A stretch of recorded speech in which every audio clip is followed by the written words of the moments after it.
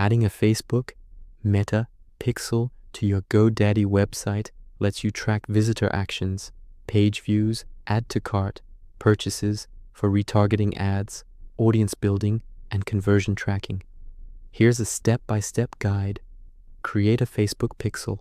Go to business.facebook.com, Events Manager, click Connect Data Sources, select Web, Meta Pixel, Connect.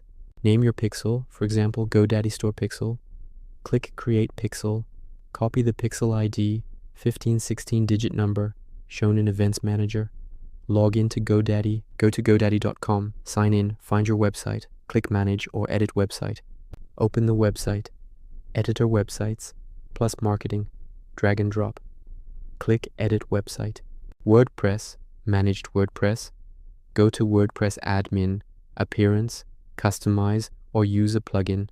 Add pixel code, Websites plus Marketing Builder. In the editor, click Settings, Gear icon, Tracking or Advanced. Add custom code or header code. Paste the full Facebook pixel base code.